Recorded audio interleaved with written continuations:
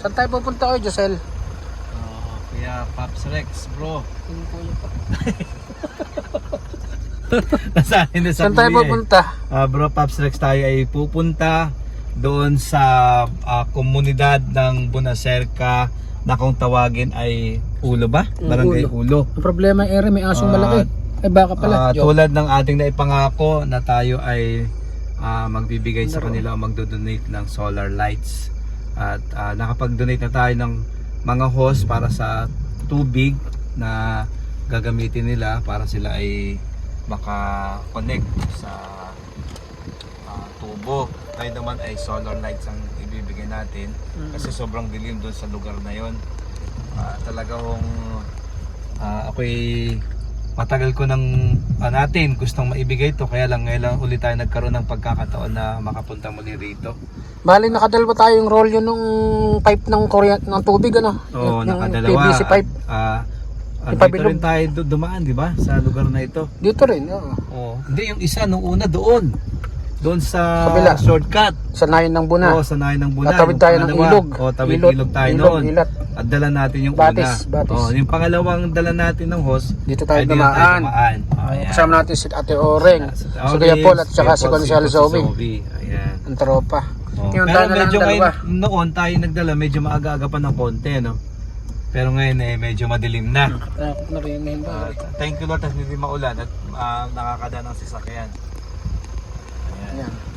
Yan, dadal natin dito ay ilang solar lamps. Tingnan natin. Solar light. Solar light. Solar Tingnan lamp natin ba? kung ilan yung kaya nating, bawa, isa o dalawa muna. Pag kinulang, didadagdagan natin ng isa pa para dun sa komunidad ay mailawan lahat yung mga daraanan na madilim. Ayan.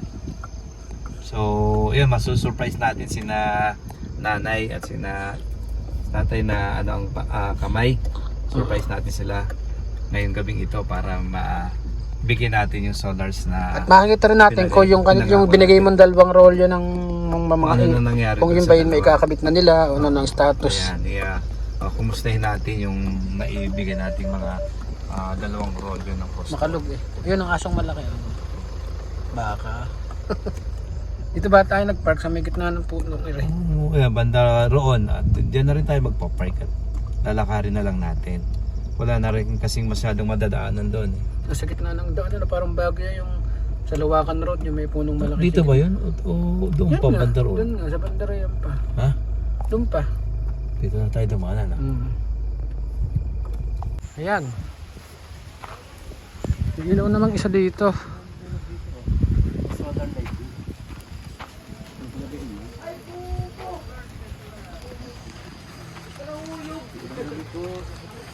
Hanggang gabi. Kasi di na maraming tao. Oh, lalagay mo natin sa barangay nyo. Dito sa section nyo.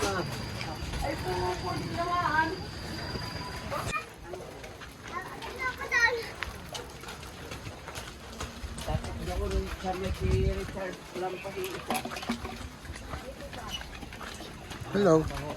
Hello. Hindi pala kita.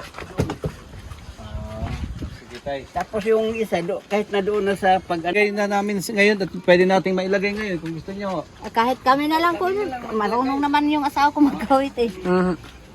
Alin ba ang asawa niya saan? Nandoon sa pulo. Nanood. Sa pulan. Sa pool, nagpupul. Hindi, nanonood lang. May marunong. Dito, isa. Ay, ate ka ba? Ba, sa dilim pala rin. So, pinapapick up naman ng Anak niyo po? kahit na kami na alam Ayan ako, ang baga pala doon. kabit niyan. Tignan ko na ihaw doon. Ay sige ho. Dito siya nilalagay yung isa. dito. Dito, tapos doon ng isa. Dito na ho tayo. Maliwanag Isa na ho yun dito. Sa lugar na yan, ano? Dito. Hindi doon, hindi dito. Mas maganda ho kung pag ano na maliwanag na katulad nga. Di ba malayo yun? Pag nilagay sa ganyan maliwanag na ho yan. Oh. Tapos yung isa naman doon pag ano naman.